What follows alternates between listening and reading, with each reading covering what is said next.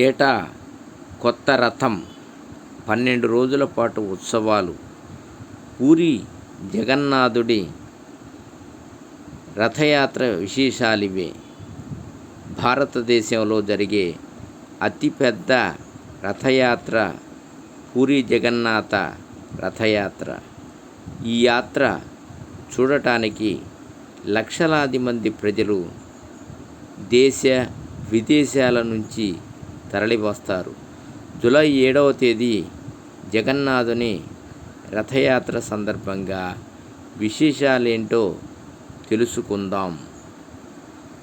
పూరి రథయాత్ర. ఒడిశా రాజధాని భువనేశ్వర్ నుంచి సుమారు 60 కిలోమీటర్ల దూరంలో ఉన్న పూరి క్షేత్రం హిందువులు అతి పవిత్రంగా భావించే చార్ధామ్ పుణ్యక్షేత్రాలలో ఒకటి.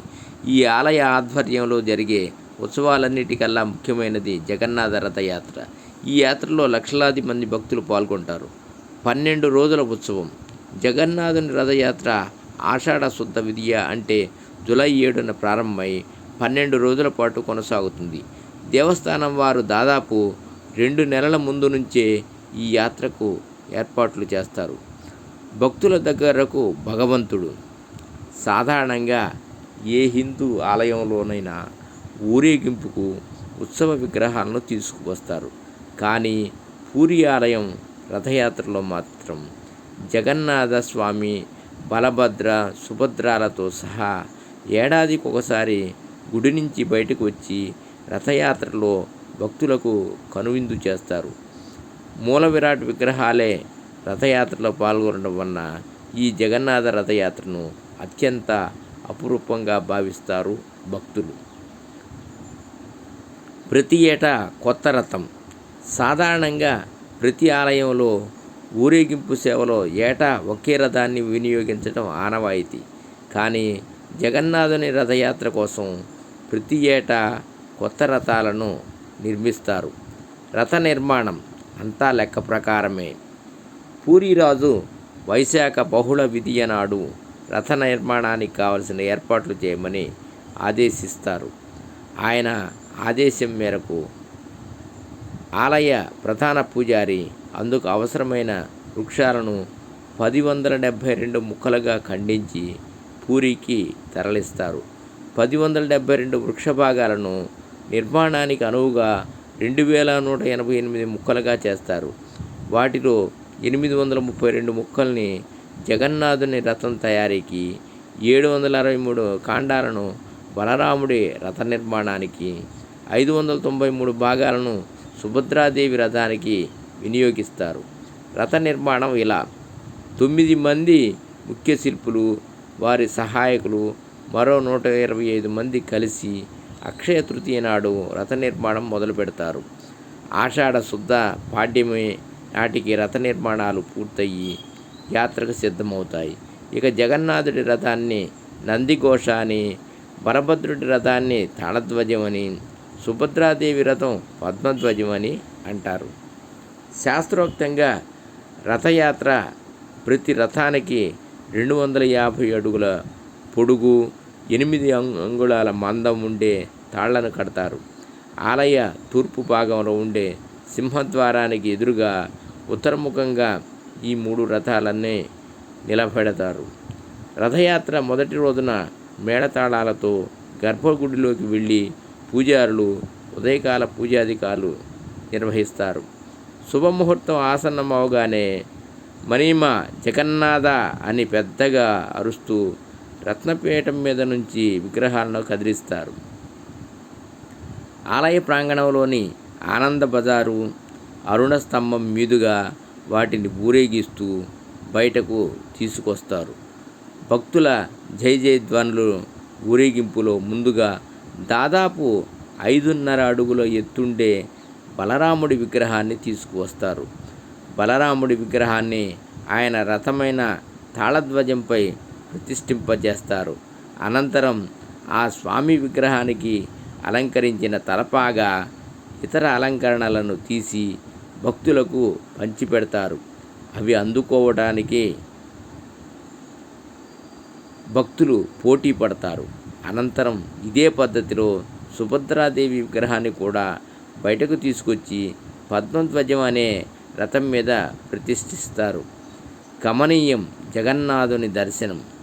చివరగా భక్తులంతా ఎప్పుడెప్పుడా అని ఎదురు చూస్తుండగా దాదాపు 5 అడుగుల 7 అంగుళాలు ఎత్తుండే జగన్నాథుడి విగ్రహాన్ని భక్తుల జయధ్వానాల మధ్య ఆలయ ప్రాంగణంలో నుంచి బయటకు తీసుకువచ్చి నందిఘోష రథం మీద ముంచుతారు.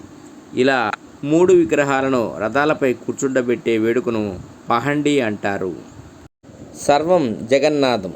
ఇంద్రద్యుమ్న మహారాజు కన్నా ముందే ఆ జగన్నాథుని నీలమాధవుడి రూపంలో అర్చించిన విశ్వావసు వారసులు ఆలయ సంప్రదాయాల ప్రకారం ఊరేగింపు నిమిత్తం మూల విరాటులను అంతరాలయం నుంచి బయటకు తీసుకువచ్చి రథాల మీద ప్రతిష్ఠింపచేసే అర్హత వీరికి మాత్రమే ఉంటుంది. ఈనాటికి ఇదే సంప్రదాయం కొనసాగుతుంది. విగ్రహాలను తరలించే సమయంలో కులమత భేదాలు లేకుండా అందరూ జగన్నాథుడి విగ్రహాన్ని తాకవచ్చు. వేడుకగా చేరాపహార, సుభద్ర, జగన్నాథ, బలభద్రులు రథారూఢులై యాత్రకు సిద్ధంగా ఉండగా పూరీ సంస్థానాధీశులు జగన్నాథుడికి నమస్కరించి రథం మీదకి ఎక్కి స్వామి ముంగిట బంగారు చీపురుతో శుభ్రం చేస్తాడు. ఈ వేడుకను చేరాపహార అంటారు. కస్తూరి కళ్యాపి. ఊరేగింపుకు సిద్ధంగా ఉన్న స్వామిపై పూరి సంస్థానాధీశులు గంధం నీళ్లు చిలకరించి క్రిందికి దిగి రథం చుట్టూ 3 ప్రదక్షిణలు చేస్తారు. అలాగే బలరాముడిని, సుభద్రాదేవిని కూడా అర్చించి వారి రథాల చుట్టూ కూడా ప్రదక్షిణ చేసి రథాలకు తాత్కాలికంగా అమర్చిన తాటి మెట్లను తొలగిస్తారు. ఇక అంగరంగ వైభవంగా జగన్నాథుడు రథయాత్రకు సిద్ధమవుతాడు. జగన్నాథుని రథం మీద ఉండే ప్రధాన పూజారి ఆదేశాల మేరకు కస్తూరి కళ్యాపు చల్లి హారతిచ్చి జై జగన్నాథ అని బిగ్గరగా అరుస్తూ తాళన పట్టుకొని రథాన్ని లాగటం మొదలు పెడతారు.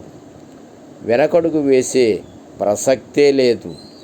లక్షలాది భక్తజనం నడుమ జగన్నాథుని రథం చాలా నెమ్మదిగా కదులుతుంది. దీన్నే ఘోషయాత్ర అంటారు.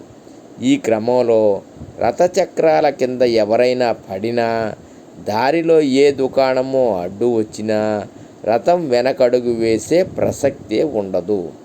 అడ్డొచ్చిన వాటిని కూలగొట్టైనా సరే రథం ముందుకే వెడుతుంది, కానీ ఆగదు. మందగమనం. జగన్నాథుడి గుడి నుంచి కేవలం 3 మైళ్ళ దూరంలో ఉండే గుండీచా మందిరానికి చేరుకోవటానికి దాదాపు 12 గంటల సమయం పడుతుంది. గుండీచా ఆలయానికి చేరుకున్నాక ఆ రాత్రి బయటే రథాల్లోని మూల విరాట్లకు విశ్రాంతినిస్తారు. మర్నాడు ఉదయం మేళతాళాలతో గుడిలోకి తీసుకువెళతారు.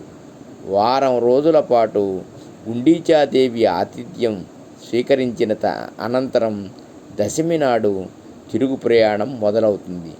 దీన్ని బహుదాయాత్ర అని అంటారు. ఆ రోజు మధ్యాహ్నానికి 3 రథాలు జగన్నాథ ఆలయానికి చేరుకొని గుడి బయటే ఉండిపోతాయి. ముగిసిన జైత్రయాత్ర. ఆషాఢ శుద్ధ ఏకాదశి నాడు స్వామివార్లను బంగారు ఆభరణాలతో అలంకరిస్తారు. ఈ వేడుకను చూసేందుకు భక్తులు బారులు తీరుతారు. ద్వాదశి నాడు విగ్రహాలను మళ్ళీ గర్భగుడిలోని రత్నసింహాసనంపై అలంకరించడం వల్ల యాత్ర పూర్తవుతుంది. యాత్ర పేరిట 10 రోజులుగా స్వామి లేని ఆలయం నూతన శోభతో అలరారుతుంది. జగన్నాథుని రథయాత్ర చూడటం పూర్వజన్మ సుకృతం.